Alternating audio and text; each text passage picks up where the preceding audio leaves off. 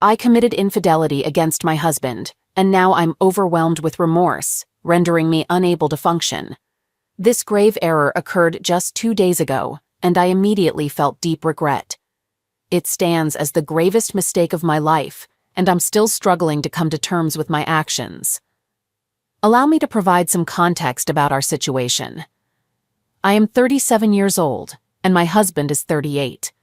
We've been married for 15 years and have 2 children, a 14-year-old daughter and a 12-year-old son. Although my husband serves as the primary breadwinner, I work full-time and contribute my fair share to our financial responsibilities and investments. While my husband doesn't insist on my financial contribution, I do so willingly because we view ourselves as equal partners in life. Hence, the weight of my transgression bears heavily on me, gnawing at my conscience, and I fear I won't endure another day without succumbing to despair. Without delving into too many specifics, I'll disclose that I am employed at a facility dedicated to assisting recovering addicts in their reintegration into society. We encounter individuals from diverse backgrounds, ranging from homeless individuals living on the streets to those of substantial wealth. My colleagues and I frequently remark that addiction knows no social boundaries. It can affect anyone, regardless of their societal status. It was at my workplace where I encountered the individual I became entangled with. I refrain from labeling our actions as an affair because there were no emotions or affection involved. It was an impulsive act, almost akin to being in a trance. This person was a former patient who had completed treatment at our facility over 3 months ago. He is 28 years old, hailing from affluent parents who support his lifestyle. While he works as a bouncer on weekends and as a driver several days a week, the majority of his income is provided by his parents. He possesses a confident demeanor and an exceptionally persuasive nature. His physical fitness, stemming from his role as a bouncer, coupled with a rugged charm, likely contributed to my inexplicable attraction toward him, leading me to engage in behavior I typically would never contemplate. I want to clarify for those reading this that I am not a counselor or therapist, nor do I play a role in patient treatment. My employment at the facility is strictly administrative, ensuring there was no breach of ethical conduct. As previously mentioned, this individual has a bold personality, initiating flirtation with me from the moment he entered our office premises. I've encountered flirtatious patients before, mostly harmless banter from older individuals. But this time, it felt different. His intentions seemed genuine and his pursuit was unrelenting, which left me both unsettled and oddly flattered. After he completed treatment, I had no contact with him until last week. We bumped into each other at the gas station. He was on his motorcycle, looking significantly healthier and more polished than before. He was polite, acknowledging his previous overbearing behavior and apologizing. Witnessing this transformed side of him touched me, making me feel at ease during our conversation. We talked for a while, and he eventually asked for my phone number, claiming it was to stay in touch. I hesitantly shared it, though I knew I probably shouldn't have. He assured me that he enjoyed our conversations, but deep down, I suspected he desired something more. I'll spare you the details, but earlier this week, we met at his apartment, and things took an intimate turn. I instantly regretted it. That day, I had a dental appointment scheduled for 2:30. Afterward, I decided to take the rest of the afternoon off because my dentist is conveniently close to my home. I didn't want to make the 25-minute drive back to the office, only to turn around and drive 25 minutes back home. Following my dental appointment, I agreed to visit his new apartment and see his furniture, even though I knew it was wrong. Once I arrived, things escalated rapidly. I was fully aware of the wrongdoing, but I pushed forward and went through with it. I found myself completely engrossed, almost hypnotized by the buildup. However, the moment of action brought a sobering realization, and I was filled with regret as soon as it was over. Swiftly, I left and made it clear that I never intended for this to happen and that I couldn't continue seeing him. He questioned our friendship, to which I responded that we never had a friendship. We had nothing. On my way back home, I stopped by the city park to use the restroom and clean up. The park facilities provided flush toilets and running water, and I spent over 30 minutes there, attempting to wash away the overwhelming guilt and shame. While doing so, I began to contemplate the gravity of my actions and the potential consequences. I realized that I could have become pregnant, or even worse, contracted an incurable STD, which sent me into a state of panic. Leaving the park, I headed straight to the pharmacy, where I purchased the over-the-counter Plan B kit. The young pharmacist on duty was incredibly helpful, discreetly guiding me through the process. I'm grateful for her assistance, although I can't express my gratitude publicly. Sitting in the parking lot, I took the pill and then called the guy to discuss his health status and relationship history. He began by apologizing before confirming that he presently had no STDs. I inquired about the last time he had been tested, and he mentioned it had been over 5 years ago. I pressed further, asking if he had other sexual partners since then, aside from me. He admitted to having had multiple partners, though he couldn't provide an exact count, but estimated it to be more than 5. His revelation shocked me, and I couldn't help but burst into tears. He went on to explain that he believed he had used protection with his previous partners, but wasn't entirely certain due to his past pills use.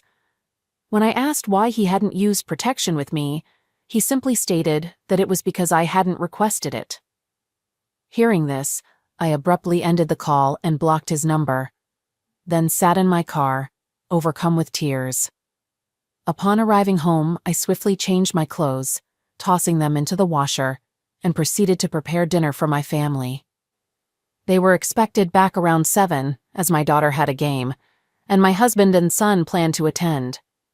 As we sat down to dinner, I struggled to maintain my composure. Each time our eyes met, an overwhelming sense of guilt washed over me, threatening to bring tears. Last night followed a similar pattern, though my emotions were even more heightened. My son noticed my distress and inquired if I was crying. I replied with a denial, attributing my watery eyes to the pollen in the air. I barely managed to navigate the past 2 nights, and I fear I won't make it through another without breaking down. Initially, I contemplated burying this whole ordeal and resuming life as if nothing happened. However, I've come to understand that I cannot maintain my sanity by taking that route. On the other hand, if I were to confess to my husband, our seemingly perfect relationship would forever change, and my children would likely lose all respect for me. I'm seeking advice from those who may have faced a similar situation, as I'm uncertain about the best course of action and the potential consequences. Update 1. On Friday evening, with our kids at the movies with their friends, I mustered the courage to confess to my husband. The emotions overwhelmed me, and tears flowed uncontrollably.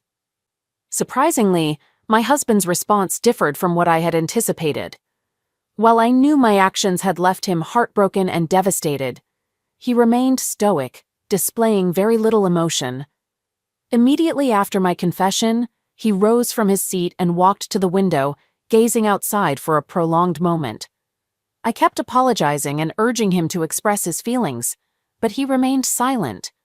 When he eventually turned to face me, his first question was whether protection had been used. It was with great sorrow that I had to admit we had not taken precautions. He responded with a disapproving shake of his head. I tried to reassure him, explaining that I had undergone testing but had not received the results yet. In a composed manner, he informed me that I would need to relocate to the spare room and maintain a safe distance for everyone's well-being. I consented and continued to express my remorse, yet he did not engage with my words. Instead, he suggested that we inform our children that I had tested positive for the virus and needed to quarantine for a few days. After sharing this, he turned and headed down the hallway toward our master bedroom. I trailed behind, urging him to open up and share his feelings with me. With a calm but stern demeanor, he declined, expressing his desire to be alone with his thoughts. I pressed for a reason, and he simply gazed at me, shook his head, and shut the door. Returning to the living room, I spent the following 2 hours weeping on the sofa, pondering how to set things right. I tidied up myself just before our kids returned home around 10 p.m. Upon their arrival, my husband emerged from the bedroom to welcome them, and the 4 of us engaged in conversation. They excitedly recounted the movie they had seen and where they had gone for a meal, My husband appeared to be in good spirits and asked our kids numerous questions about the movie. Eventually, he informed them, "Your mom has something to tell you." I glanced at him and he nodded. I proceeded to disclose that I had tested positive for the virus, but was asymptomatic. I explained that for everyone's safety, I would be sleeping in the guest room for a few days and maintaining a physical distance from everyone. The kids appeared to be fine with this and inquired about the required distance. My husband informed them it should be 6 feet. We proceeded to spend the remainder of the evening watching TV until past midnight, when we retired to our respective bedrooms. It felt like an ordinary night, and I was starting to feel more optimistic. However, my mood took a swift turn the next morning. Around 5 a.m., I heard my husband in the kitchen, prompting me to get up and join him. He sat at the table, sipping his coffee, absent-mindedly tapping his finger and staring ahead. Upon entering the room, he didn't acknowledge my presence. I greeted him with a "good morning" and gently touched his neck, but received no response. I went ahead to pour myself a cup of coffee and joined him at the table, inquiring about his thoughts. His response was a distant look, and then averted gaze when I asked if he was willing to talk. He conveyed that there was nothing to discuss, emphasizing his need to think. He further explained that when we were with our children, we should both maintain a facade of normalcy, but when alone, he preferred I refrain from speaking until he was ready to engage in conversation. I assured him of my understanding and readiness to listen whenever he felt prepared to talk.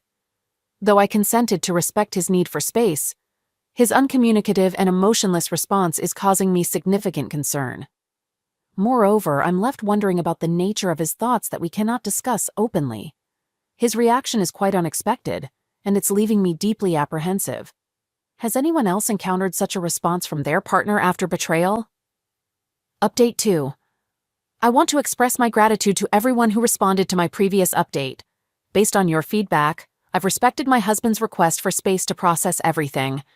I've refrained from speaking to him unless he initiated the conversation or when it concerned our children.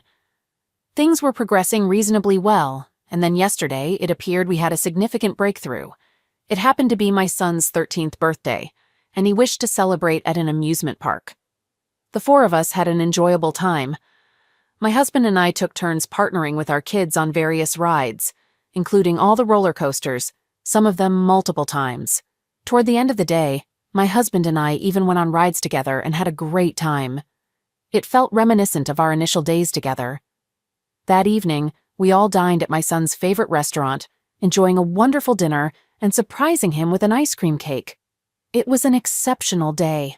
This morning, I woke up with the impression that we were moving in a positive direction, looking forward to building on the wonderful day we had experienced yesterday. As I headed to the kitchen, my husband was already there, and he actually greeted me with a good morning. I poured myself a cup of coffee and refilled his while sitting down next to him. We discussed yesterday and how enjoyable it had been. After a few minutes, he changed the topic and mentioned it was time for me to be honest with the kids and my parents about my actions. Hearing him say this sent a shock through me, and I felt a pit in my stomach. I inquired why he felt that way, and he explained that they deserved to know the truth. I suggested keeping it between us and working through it together, but he expressed that he didn't want to bear the burden of my actions any longer. I shared how awful I felt, struggling to sleep and concentrate since the incident. He acknowledged my feelings but insisted that I needed to tell them today. He added that if I didn't, he would be disappointed and might have to disclose it himself. I asked if he would accompany me for support and to demonstrate our unity, but he declined, stating that this was something I had to face alone. His decision deeply hurt me, as I had expected him to stand by my side for support. I've spent the past few hours contemplating how to address my kids and parents. I drafted several scripts, but they didn't feel genuine. Ultimately, I decided to be straightforward and confess my actions, admit they were wrong, express my sincere apologies, and request their forgiveness. There's nothing more I can do at this point. I must face the consequences of my actions. Regarding the test results, I received them, and I'm in the clear.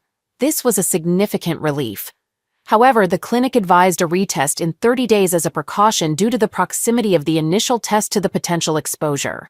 Although this concerned me, The clinic mentioned they have never encountered a positive result on a retest. I will provide an update after discussing this with my family. I am grateful to those of you who have been praying for us, and I kindly ask for your continued thoughts and prayers. Update 3. I've returned to inform everyone that I've confessed. I shared the complete truth with my children and later with my parents, and it was an incredibly challenging process. My children reacted differently to the news.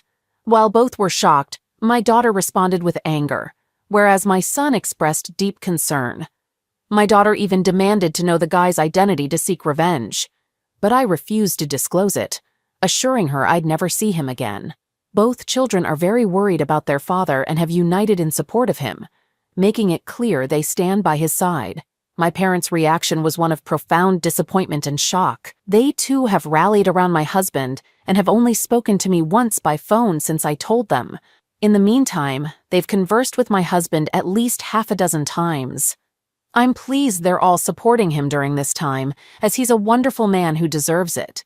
As for my husband, he expressed gratitude for my honesty and for taking complete responsibility. Nevertheless, his treatment of me remains unchanged. I'm uncertain about our future path. For the time being, I'll strive to be the best wife and mother I can be.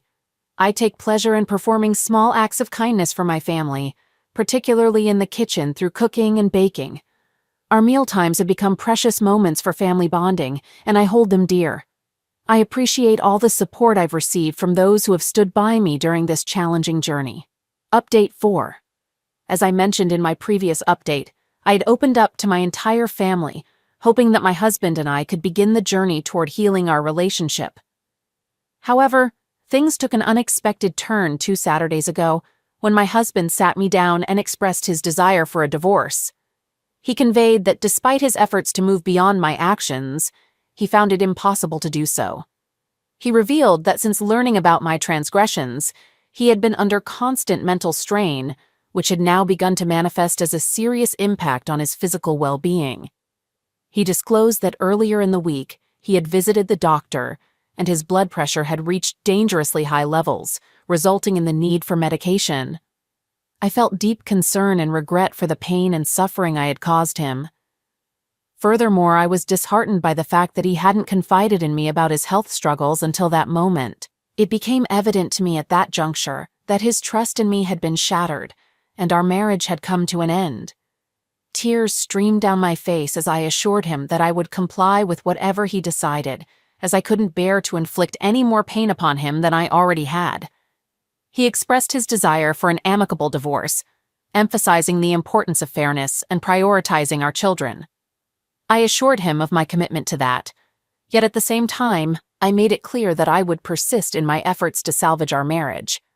His response was a warm smile, and I moved closer to embrace him tightly. Over the past few weeks, we've been diligently sorting out the logistical aspects and sharing the news with our families.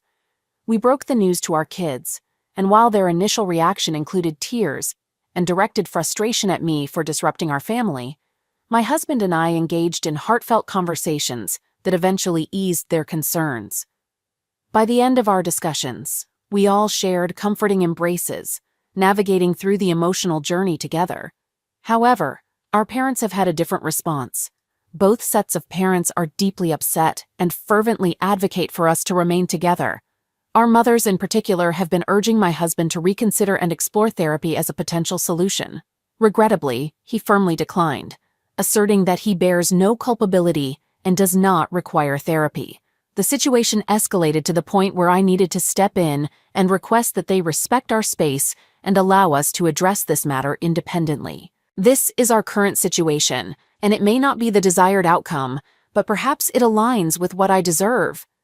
What's intriguing is that since we mutually agreed to divorce, we've engaged in more profound and thoughtful conversations than we have in quite some time. Furthermore, my husband has become more open, relaxed, and has taken the initiative in most of our recent discussions. It may sound unconventional, but I believe that divorcing might paradoxically be the catalyst that ultimately brings us closer together. Strangely enough, the notion of divorce has seemingly liberated my husband. Perhaps he feels he's regaining something I took from him through my actions. Lately, he appears to be consistently in good spirits, and his blood pressure has returned to a healthy range, to the extent that his doctor suggested a gradual reduction in his medication. Hearing this news brought me immense relief. Label me as eccentric, but that's the observation I've made. While I would prefer to stay married, if going through with the divorce enhances my chances of reconciling with him, I'm willing to accept it. I'm cautious not to set my hopes too high just yet, but I'm fervently praying each day that somehow this situation works out positively for us. The final update. Our divorce was officially concluded last week. In our state, the process moves swiftly if both parties have reached an agreement before the hearing. Our hearing took place in just under 5 months, and all matters were resolved on that day. I had wished for the process to extend further, allowing me more time to try to change my husband's mind, but circumstances led otherwise. Currently, we are all still residing in our family home and intend to do so for a few more months, until the end of the school year. Beyond that point, we plan to list the house for sale, and it is likely to sell quickly. This upcoming period will be challenging for me, and I hope it doesn't come to that. Ideally, I'd like us to continue living together until my son completes high school, but we shall see. Throughout the divorce proceedings, all our assets were equitably divided.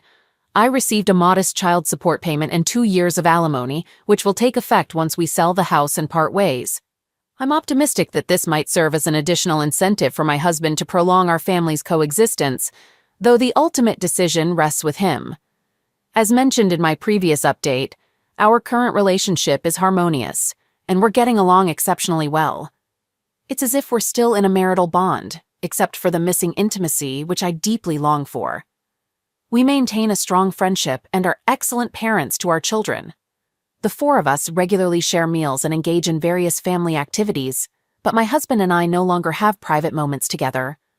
I continue to question why he was in such a rush to finalize our divorce while showing no urgency in breaking up our family. If anyone out there can shed light on this, I'd be eager to hear your perspective. For now, I'm taking life one day at a time, striving to be the best ex-wife and co-parent I can possibly be. With any luck, my former husband, Cy, may come to value this effort and consider giving our relationship another chance down the road. All right, that was a fun story. Now let's move on to another exciting one. Stay tuned and let's dive in. I've recently discovered that my wife is having an affair, and I'm feeling quite perplexed about how to proceed. Our journey together spans almost a decade, with 5 years of marriage, and we are blessed with 2 lovely daughters aged 5 and 7. I have a substantial income, a 6-bedroom house with a backyard and swing set, and I provide for my wife's mother and 15-year-old sister who have been living with us for over 2 years. Over the past few years, our relationship has encountered numerous challenges, and it was slowly deteriorating. Recognizing this, I convinced my wife to attend marriage counseling with me, and we've been attending sessions nearly every week since April. We both weren't content, and counseling shed light on our harmful behaviors. I committed myself to becoming a better husband and father, believing my wife was doing the same. However, in October, during a business trip, a friend tipped me off that my wife was spending a significant amount of time with a specific guy. I had briefly met this individual in the past, with the impression that he was a friend of my wife's friends. Without revealing my suspicions, I promptly returned home that night when my wife picked me up from the airport. She appeared distant and unenthusiastic about my return. Upon arriving home, she went straight to bed. I stayed awake for a while, and once she was asleep, I discreetly examined her phone. It's worth noting that when a spouse starts keeping their phone with them at all times, even during sleep or showers, it often indicates secrecy. I discovered the guy's name and accessed the text messages, which she had deleted. A brief check of the cell phone records revealed she was exchanging over 20 text messages with him daily. I woke her up and confronted her about this, but she denied any wrongdoing, claiming they were just friends, and she deleted the messages to avoid any misunderstanding on my part. My suspicions grew day by day, leading me to closely monitor her cell phone records. It became overwhelming, and I eventually insisted that she cease all communication with him. I even had a civil discussion with the guy at his home, requesting that he respectfully stop talking to my wife, to which he agreed. However, my wife began to harbor resentment towards me, feeling I had interfered with what she considered a perfectly innocent friendship. Although she seemed to stop texting and talking to the guy, I noticed a sudden increase in her data usage due to Facebook messaging. She clung to her phone even more tightly and continuously denied any communication with him.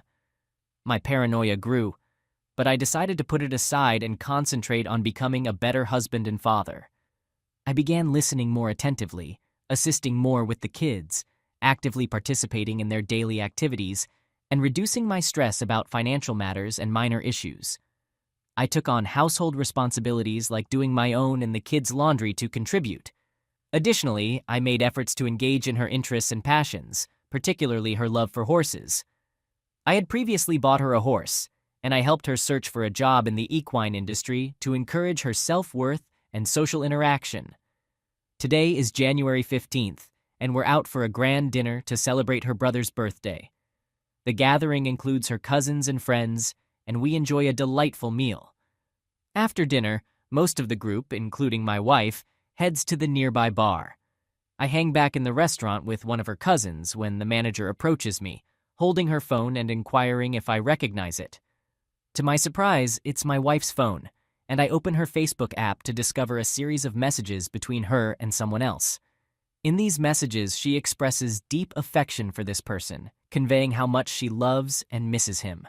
She mentions missing his scent on her jacket and refers to him as her one and only. As I read further, the messages become increasingly distressing, and I can't bear to continue.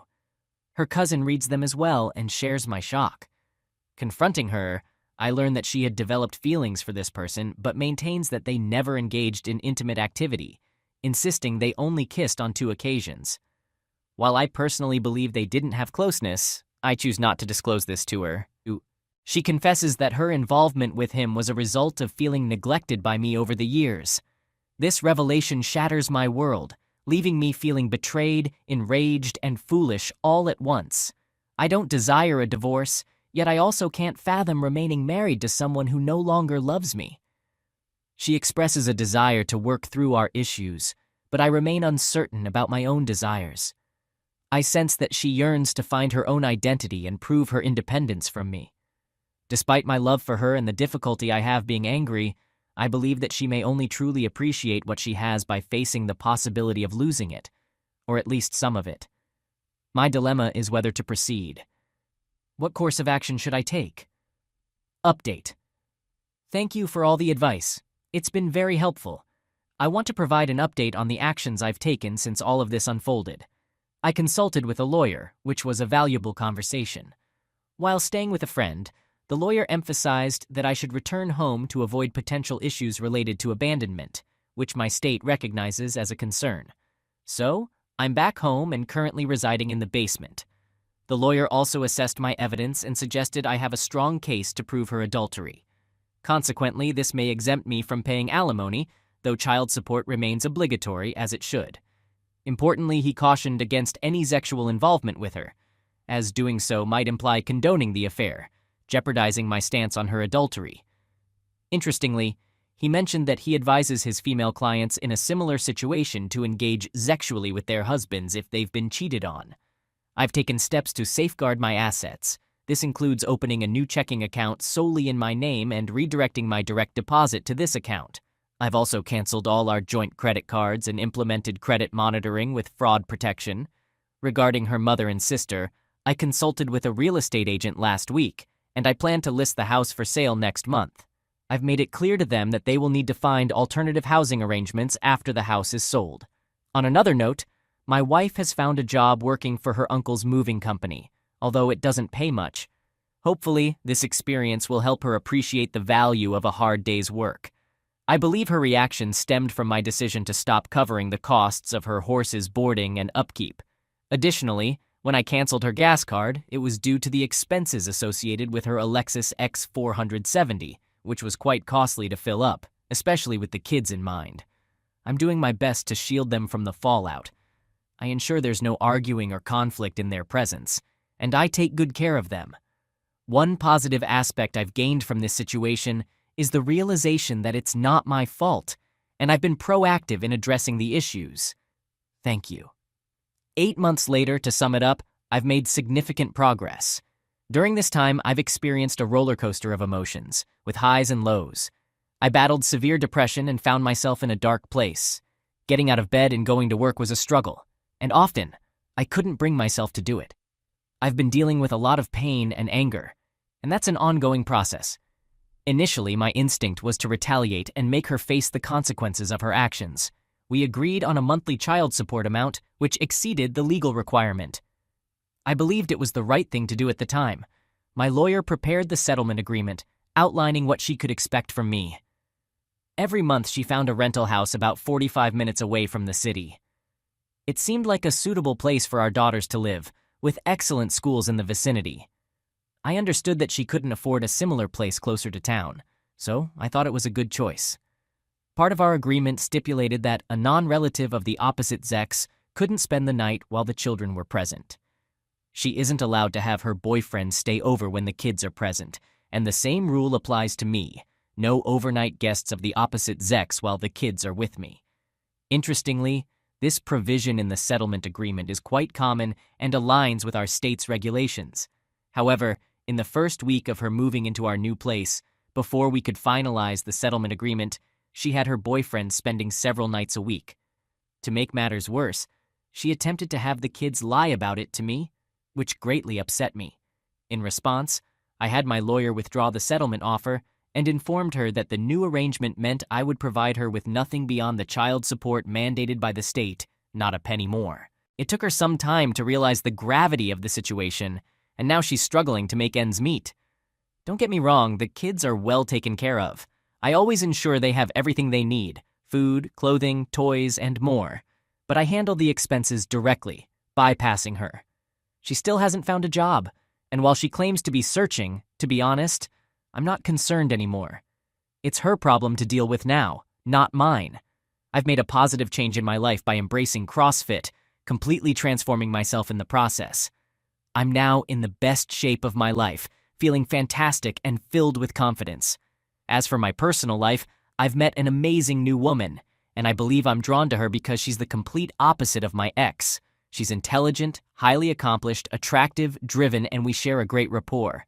I want to clarify that I'm not rushing into another relationship. I made that clear right from the beginning, and she fully understands our situation and is comfortable with it. Meeting this new person marked a significant turning point for me. I now have a companion to talk to, spend time with, provide comfort, and share intimacy with. It boosted my spirits and transformed my overall mood, leading me towards happiness once again. Since then, things have only improved. I managed to let go of much of the anger I harbored towards my ex. Surprisingly, my ex and I have developed a good relationship now.